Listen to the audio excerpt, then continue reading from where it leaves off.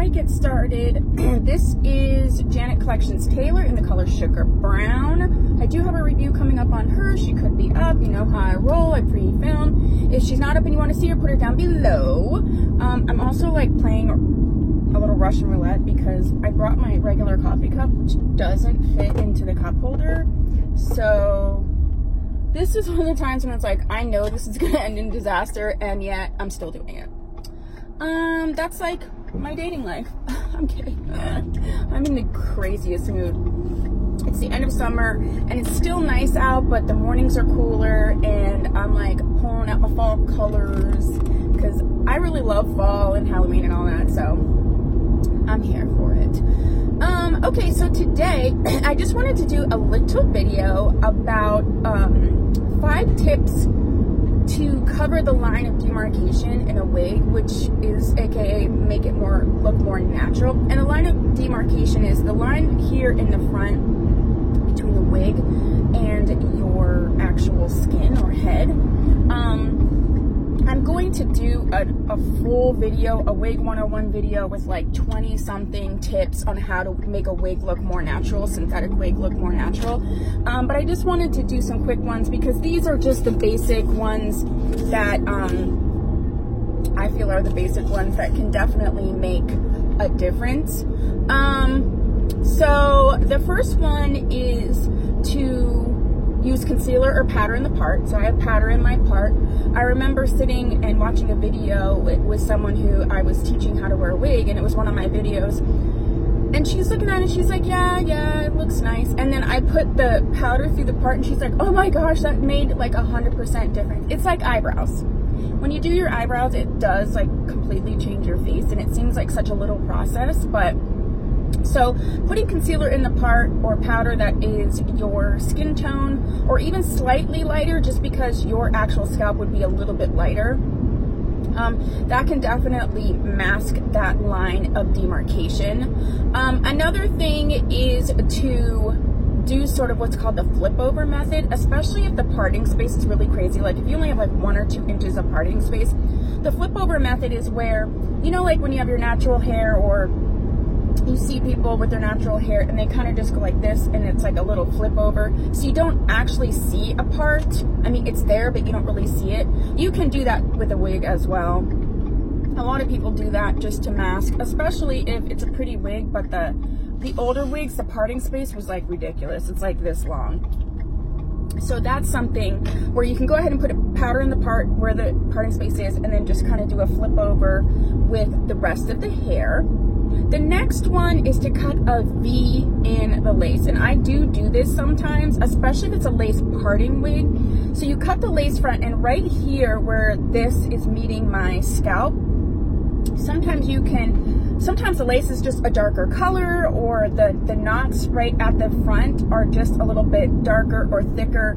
So it's like this meshes, but you can actually see a line going across there. One thing you can do is just cut a V in like that. So cut it back, not a lot, just a little bit. Cut V. You're essentially just cutting that finishing edge of the lace. That's what you're cutting, and cutting into V, and then you can use the powder to blend in. Just be careful, because when you do cut that finishing edge off, then the lace can tear quite easily.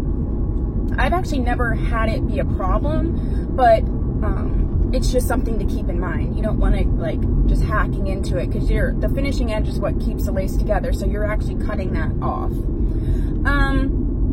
The next thing you can do is get what's called filler fibers. I have a video that should already be up, on a Wig 101 video on advanced wig tools, and one of them I showed the filler fibers, and they're just fibers that you get.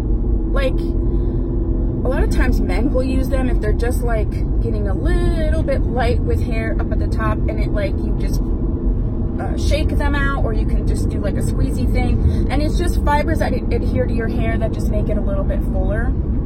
Sometimes I feel like if there's a line of demarcation and you can't or don't want to cut the lace or what have you, use the concealer, and then you can actually use the filler fibers to just sort of fill in over top of that line, if that makes sense. And if you want find an actual video where I'm doing that. One woman that does it a lot, or wig reviewer, her channel name is like Miss Muffin. Hopefully I can just add it in on the screen. She uses the filler fibers a lot, and that's actually where I got the idea from. So a lot of her videos, you'll see them used, but I can make a video on it if you like. Just put that down below. And then the last thing, I actually am working on a video, and I have for a long time, on showing this technique. I do it, and then I forget to film it. So this is if you have a full cap wig, and like my Bishi's BB is a full cap wig, and I absolutely love that. And I have 2 Janet collections. I think it's like Kiss Orbit and Hope Orbit. Those are full cap wigs. I have full cap wigs I absolutely love and I think look great, especially Bishi's BB. But the biggest issue with a full cap wig, and sometimes even a lace parting wig, is that there's just like a real thickness here because the cap's right there. There's a thickness right in the front at the heart.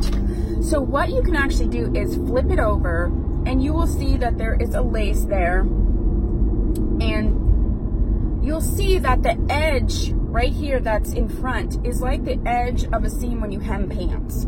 So it's like that thicker edge because it's like they brought the cap on, and then underneath they flipped it over, and then they sewed it. Okay, what you can do is actually take like a seam ripper or little cuticle shears or whatever, and actually cut that flipped over seam, like undo it and then cut it off so that it's only 1 layer of fabric and not 2 layers.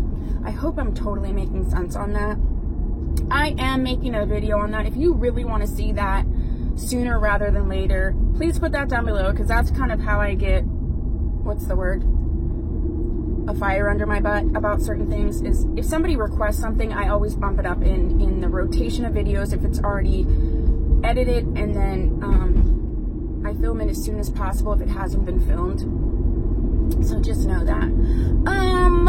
So yeah, those are just 5 like quick little tips on how you can make cover the line of demarcation in the front. It's not like, this is just an element of making a wig look more natural, is to address this line of demarcation. But again, I'm going to do a Wig 101 series on how to make synthetic wigs look more natural, and so there's going to be all kinds of things. Setting down the part, addressing any texture issues or shine, like all kinds of stuff.